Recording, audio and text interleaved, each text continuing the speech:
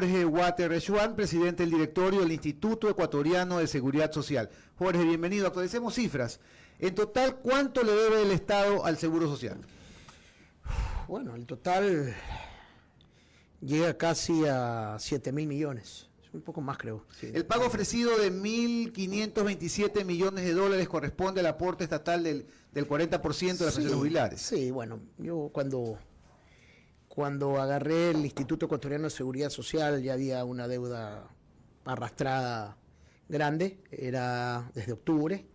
Yo anticipé, dije lo que tenía que decir, que esto hasta agosto nos iba a traer grandes problemas de liquidez. De hecho, ha pasado, digamos, de que hemos tenido que hacer una cantidad de desinversión importante para poder cubrir y cumplirle a los jubilados y cubrir todas las prestaciones que nosotros damos, porque existe, de ahí es donde vienen recursos, sobre todo para pagarle a los jubilados. ¿Y cómo serán cancelados estos valores? En 3 meses. Son inversiones de más de 500 millones hasta completar los 1.500 y algo más, 1.514 millones, si no me equivoco. Entonces, en función de esa insistencia, la sensibilidad del presidente, y no solamente eso, sino es que la promesa del propio presidente de la República el 24 de mayo, en su discurso en la Asamblea, era que se tenía que pagar. Ya, aprovechamos el momento indicado, de una vez que obviamente yo les hice también una presentación a ellos de la problemática y se tomó la decisión, que yo creo que es una decisión adecuada, y no solamente eso, sino es que la decisión adecuada de mantener por ahora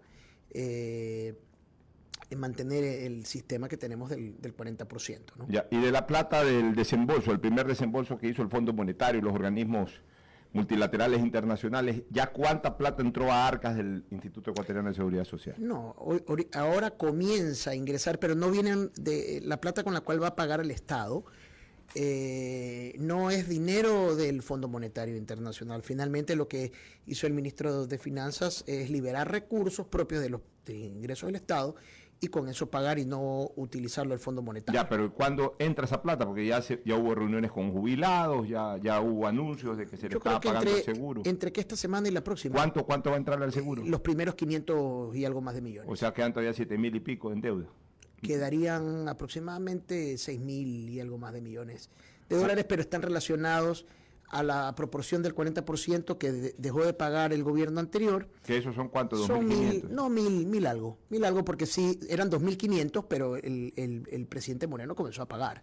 Comenzó a cubrir. O sea, de ese 40%, ¿cuánto se debe en este mil algo? Son dos bloques, para que la ciudadanía lo entienda mejor. Lo que se dejó de pagar en el gobierno anterior, que sumó 2.500 millones, ya. Y el presidente Moreno lo comenzó a pagar y quedó, creo que un saldo de 1.200, 1.300 millones. ¿Y de eso vienen 500 ahora? No, espérate. Y de ahí la deuda del atraso de este gobierno, que era desde octubre del 2019, octubre del 2020, que suman 1.400 millones. O sea, lo que pagó lo volvió a endeudar.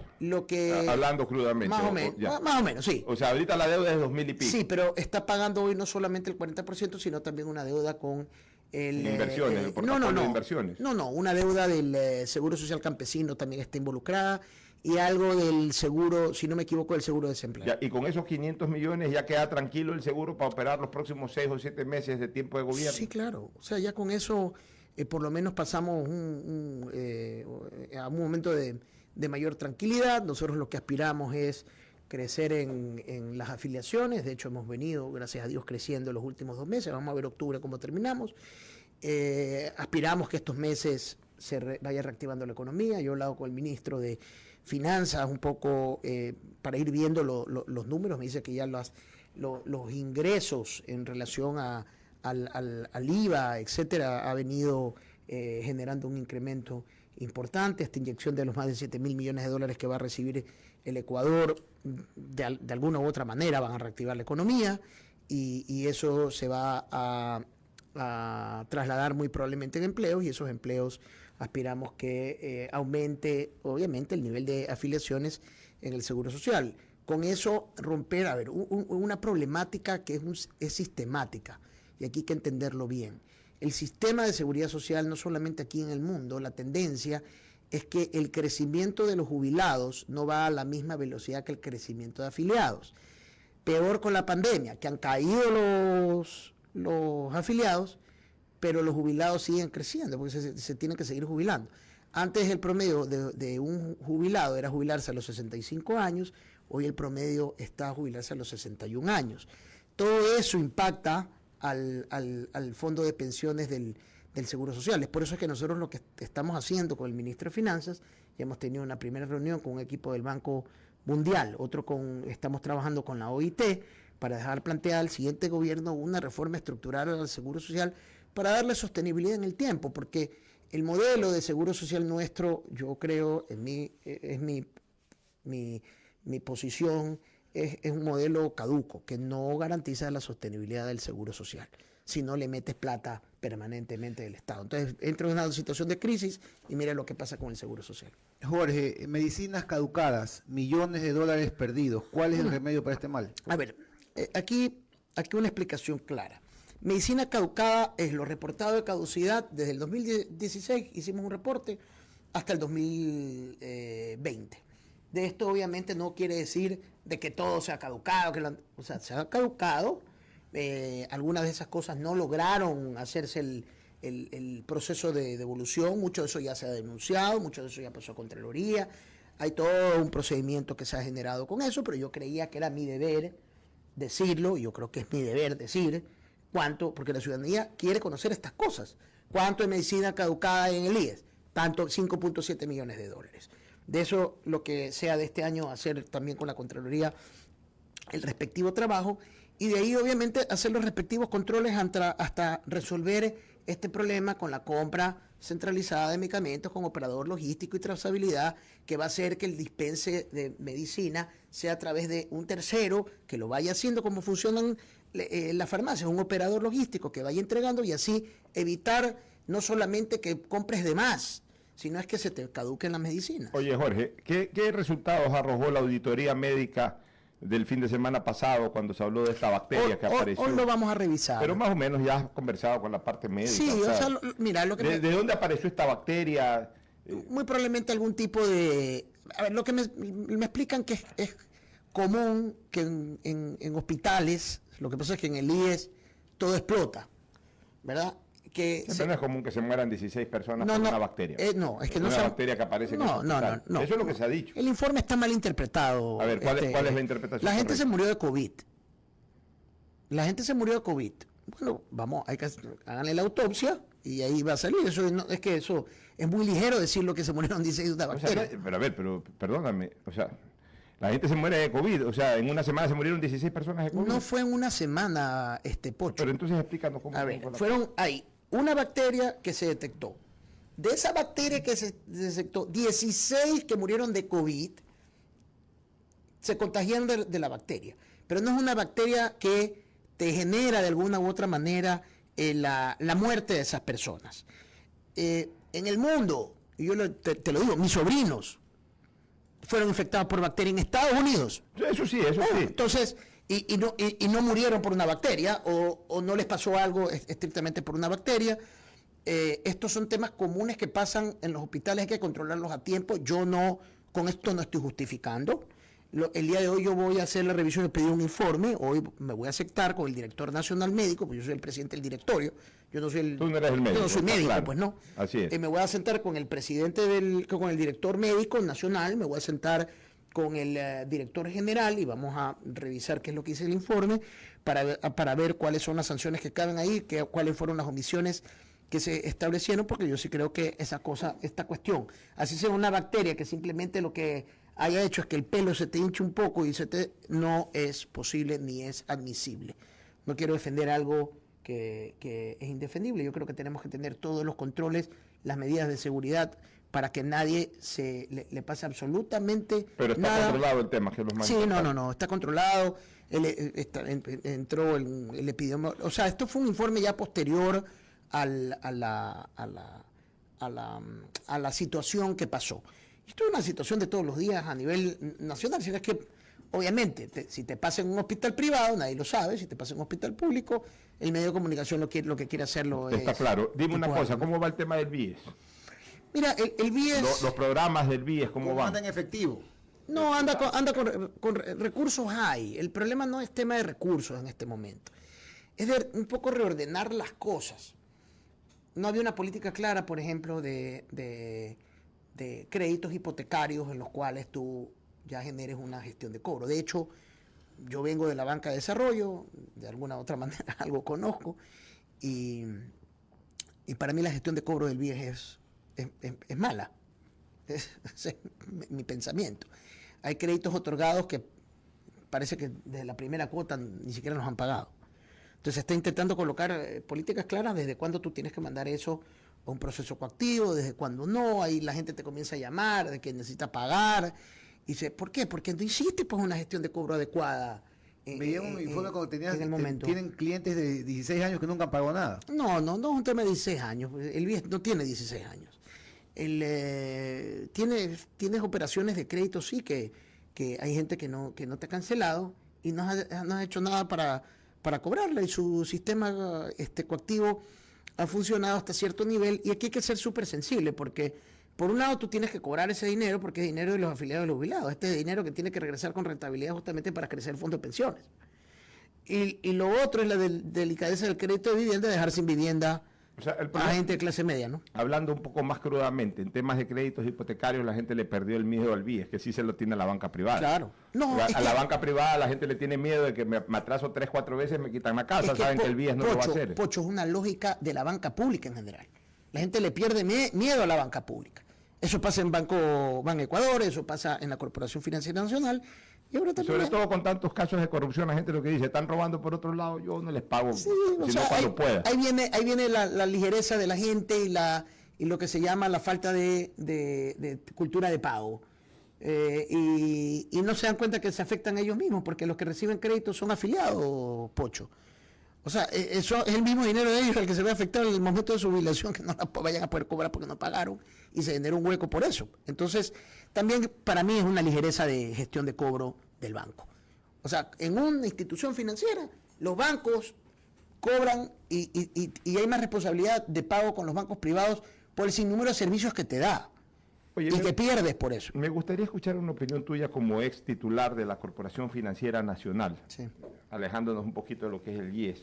Tú fuiste también en algún momento presidente de la Corporación Financiera, si no me equivoco, o gerente general. Gerente general. Gerente general.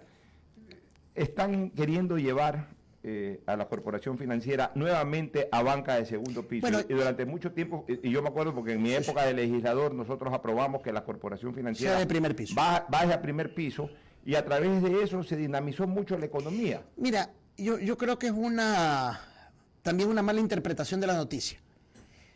La Corporación Financiera Nacional siempre se ha mantenido como una banca de segundo piso. Pero ha dado crédito directo. Claro. Que es Tampoco banca de primer piso. todavía va a mantenerse como banca de primer piso. Lo que yo pienso y lo que creo que tiene que suceder, y siempre ha sido mi posición, es que el crédito de la Corporación Financiera Nacional tiene que ser tiene que haber el crédito de primer piso, definitivamente, pero tiene que ser direccionado a segmentos de desarrollo especiales. No tienes que entrar a competir con la banca. O sea, si tú vas a dar el mismo crédito que da la banca, pero, ¿cómo se llama? Más flexible. Con cierta flexibilidad, entonces no estás haciendo absolutamente nada para generar desarrollo. El objetivo de una banca de desarrollo es, quiero desarrollar el sembrío de cannabis, por darte, y la banca privada no está dando ese crédito, yo doy ese crédito. Tengo un momento contracíclico que la banca se frena, sale la banca de desarrollo a colocar la plata. Entonces, tiene que ser la función de una banca de desarrollo. El crédito, por ejemplo, va en Ecuador, crédito agrícola.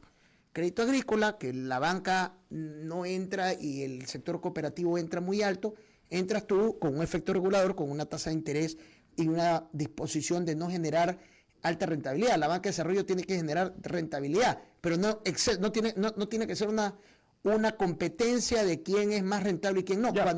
Cuando una banca de desarrollo te dice hemos ganado $100 y pico millones, no está cumpliendo su función. Pero a ver, pero más bien la Corporación Financiera Nacional debería de ser un estimulador de crédito o un facilitador de crédito, por ejemplo, para las pymes. ¿Por qué? De acuerdo. Porque la Corporación Financiera Nacional de alguna u otra manera puede garantizar ese crédito, Claro. que no te lo garantiza fácilmente la banca privada. La banca privada te pide activos de respaldo que a veces, por ejemplo, los pymes no los tienen. Mira, Por lo que ellos muy son pequeñas empresas. Lo que normalmente sucede es que la banca privada le va a dar crédito a sus clientes.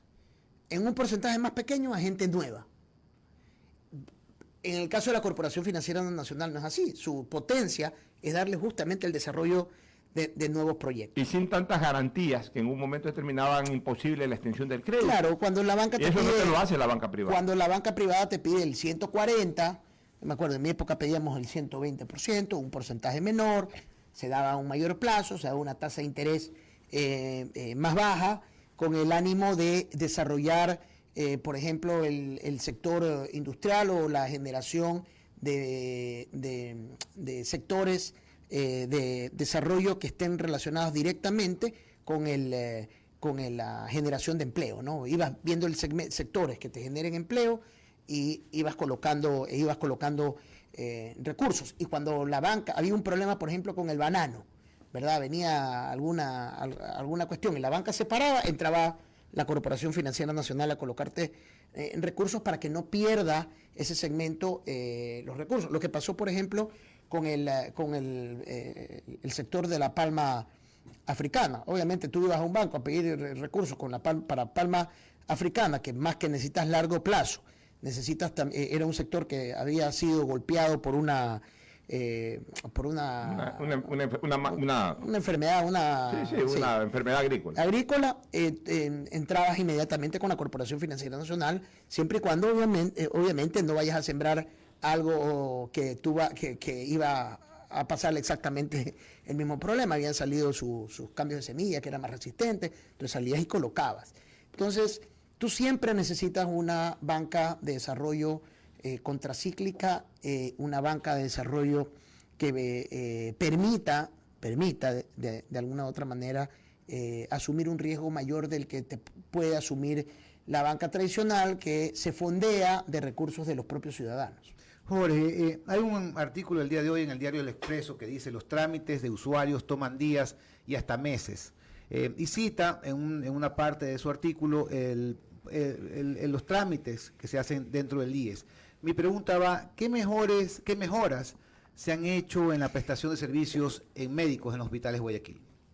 Servicios médicos. Sí. Bueno, en este momento lo que estamos haciendo es un trabajo extenso para poder completar a los especialistas que no tenemos en todos los hospitales a nivel nacional, mejorar la velocidad con el que se dan las citas. Hoy estamos rápidos en las citas generales, las citas de especialistas se demoran porque no hay tal cantidad de especialistas, y hay que tener claro una cuestión. Ahorita cuando tú lees estas cosas, tienes que ver el contexto general. La tramitología en todo sector está congestionada porque mucha gente no logró hacer trámites por 4 meses, Juan Javier. Entonces, sin duda, hay gente que quiere hacer sus trámites, sin duda hay mucha gente que no los quiere hacer de forma virtual. Nosotros hoy tenemos en vía sistema un sinnúmero de cosas y tenemos ¿Ha mejorado el call center? Tenemos un problema así, y vamos a ahora cambiar la modalidad a un contact center, que lo estamos haciendo, muy probablemente lo hagamos con CNT, que va a mejorar absolutamente todo el trámite de la llamada y a dónde te envían y todas estas cosas. Y además de esto, existe ahí una contraposición de la superintendencia de bancos que a veces, y esto no es un tema de crítica, ¿no? Esto no es una crítica, pero son las reglas del juego que nos ponen a nosotros, que nos piden también que muchos trámites tengan que haber presencia del usuario. Entonces, por más que tú quieras hacerlo todo vía digital, hay cosas que la norma no te lo permite. Existe obviamente la posición del ciudadano que no, yo no quiero ir a hacer, que las largas filas, etc. Por ejemplo, el cobro del mortuorio, ¿verdad? Tú tienes que demostrar varias cosas porque pasan muchos problemas. El otro día estaba viendo un caso de una señora, se le murió el esposo, tiene 90 años, su cédula dice que tienes que cambiarla, entonces nosotros te mandamos a que esa señora tenga que cambiar su cédula. Y claro, tú dices, una señora de 90 años, ¿cómo la mandas a cambiar su cédula y todo? Con el papel de la defunción, con el papel de la defunción debería ser suficiente. Y ahí viene el tema: oye, pero ¿qué pasa si es que esta señora se divorció? si es que realmente tiene IVA. O sea, son un sinnúmero de pequeñas cosas que por controlar, yo creo que el IES se ha excedido y tiene que cambiar estos mecanismos para facilitarle la vida a la gente, ¿no? Ya, para el mortuorio debe ser mucho más rápido, para el Montepío es otra cosa. Sí, puede estar divorciada, pero... Y no solamente por el tema de Montepío. El mortuorio hay que pagar la caja del muerto, hay que pagar la caja del muerto. Ahí ya está muerto, hay que pagarle. Sí, pero te comienzan a saltar, en el caso de Montepío te comienzan a saltar también hijos. Por eso, ahí ya es un poco más complicado. documentado el tema, pero lo del mortuorio, con la partida de función, ¿dónde está el muerto? Toma el cheque o toma la caja y toma la sala de velaciones, por último. No te creas, mira lo que nos pasaba. Iba por un lado la familia a reclamar su caja. El fondo, los $1,357 que tiene, y por el otro lado te parecía una mortuoria y te decía, mira, aquí me firmaron de que me han pagado. También tenemos presuntos casos de gente que no dieron el servicio, pero la mortuoria les decía, fírmame aquí, yo te doy una diferencia, yo te saco el trámite. Hay de todo. Jorge, y esto lo hemos denunciado nosotros a las autoridades, está denunciado. Esto Jorge, no es que nosotros lo hemos dejado así nomás, ¿no? Vemos las noticias que Europa se está blindando ante una posible segunda ola del COVID. En Ecuador vemos que hay cerca de 2.000 casos nuevos en las últimas horas. ¿Cómo están los hospitales del IES? ¿Cómo están las secciones de UCI, por ejemplo?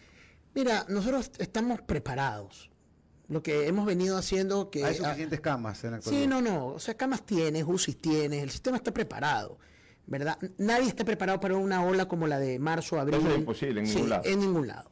Eso es, primero hay que aclararlo, ¿no? Cuidado, ojalá Dios no lo permita que suceda eso en alguna de las ciudades del país. Pero en este momento, claro, como las cosas han ido bajando, lo que hemos venido haciendo es comenzar a abrir ya la UCIs y camas para otro tipo de enfermedades que no sean lo COVID. mismo que ha hecho el Bernaza, y entonces la gente sale a decir que están saturadas las camas. O sea, hay que salir a aclarar eso. Mira, Pocho, tú has hecho la aclaración perfecta. Para tranquilidad de la gente y los amigos radioescuchas, entonces, Jorge, podemos decir que hay camas suficientes incluso para poner a todo Emelec en terapia intensiva. Emelec está en terapia intensiva, creo yo. No sé si la UCI le resuelve el problema en este momento. Bueno, algo más que quieras agregar. Tú cada vez que has venido acá has mandado un bombazo. De los carnes discapacitados, de las familias educadas. ¿Hay algún bombazo nuevo para aguantar? Bombazo no, más bien una buena noticia. El día de hoy vamos a inaugurar en el Teodoro Maldonado una nueva área de atención para los pacientes oncológicos. Estaban siendo atendidos en un área muy... ¿Con la misma tecnología que puede tener Solca? No todavía. No todavía. Nuestro objetivo es que al 2021 quede todo el proceso para armar un área oncológica del mismo nivel que tenemos en Quito, porque el área oncológica en Quito en el Andrade Marín me han dicho que es espectacular. Es espectacular. Y acá también tiene que ser espectacular. O sea, lo que yo pido, si está en Quito, por lo menos debería estar aquí en Cuenca. O sea, en Quito tenemos un robot donde la operación... De eso hablábamos ayer con un par de médicos. Sí. Bueno, vamos a poner ese robot. O sea, acá que no hay robot. No, acá lo vamos a colocar. ¿Cuándo colocan el robot? Y no solamente eso, sino que no es que vamos a comprar un robot que nos cuesta, sino lo que se llama es transferencia tecnológica, te ponen la máquina gratuitamente, tú compras los insumos. Sí, pero ese es el problema, que te piden por insumos a veces milloncitos por ahí. No, así funciona mucho el IES. Y funciona mucho el sector público. Te sale mejor, te sale más barato, tienes mantenimiento, o sea, a la larga te sale mejor. Pero ya que tocas ese tema y nos alargamos 2 minutos más en la entrevista. No, por mí, ya, dale. Pero ¿por qué diablos, o sea, en Quito tiene que haber y no en Guayaquil? O sea, ahorita ya tú eres guayaquileño, ya estás empeñado, te preocupas, pero ¿por qué diablos tiene que ser esto siempre así? O sea, en Quito hay, en Guayaquil no hay. En Quito hay, en Guayaquil no hay. Guayaquil tiene más pobladores que Quito. Y sobre todo, Guayaquil seguramente termina siendo albergue de mucha más gente de fuera del país que Quito. Bueno, ¿hace cuánto no tienes un guayaquileño presidiendo el Instituto Ecuatoriano de Seguridad Social? No sé, pues, hemos tenido guayaquileños presidiendo la República, pero o sea, no entiendo eso. Yo en lo personal tampoco, te lo digo, Pocho, con toda sinceridad, y ojo, mis ojos no es que están... Esto cuidado de armar una polaridad entre o sea, queremos tener lo mismo que tienen los otros.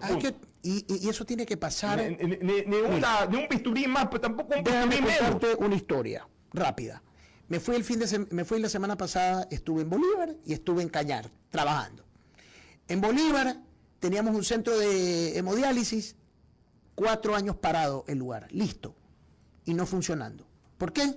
Porque no les dábamos nosotros y no hacíamos los trámites y la contratación del personal para darle la autorización para que Bolívar tenga Guaranda, el hospital de Guaranda, tenga un centro de hemodiálisis y tienen 4 camas listas para cuidados intermedios que están listas con los aparatos y todos. Y simplemente nunca les dieron trámite para tener esa habilitación. Bueno. Y espérate, la última. Adivina en toda la provincia de Cañara, ¿cuántos quirófanos tiene el IES? Dame un número. 2. 20. 1 en Guaranda, escúchame. Uno en ¿cómo se llama? En Azogues. En Cañar. 1 en Azogues. Y en la Troncal tienes otro, listo. Pero no le habíamos dado la autorización porque había que recategorizar. Entonces está botado y no solamente eso, sino es que cuando tienes un problema, una alarma, una alerta roja, que tienes que movilizar, te estaban obligando a mover al paciente a Azogues y no a Guayaquil o a Durán, que es o a Milagro, que es a 40 minutos. Entonces estamos, todas estas áreas que están habilitadas, todas, las vamos a dejar totalmente habilitadas, funcionando, mejorando y con un plan para mejorar también sus hospitales, porque las provincias pequeñas son menos. O sea, si Guayaquil tiene ese problema, que lo estamos conversando, imagínate las provincias más increíble. pequeñas. Bueno, Jorgito. Muchísimas gracias a Jorge Watted, presidente del directorio del Instituto Ecuatoriano de Seguridad Social. Un corte, regresamos con el ministro Martínez. Estamos en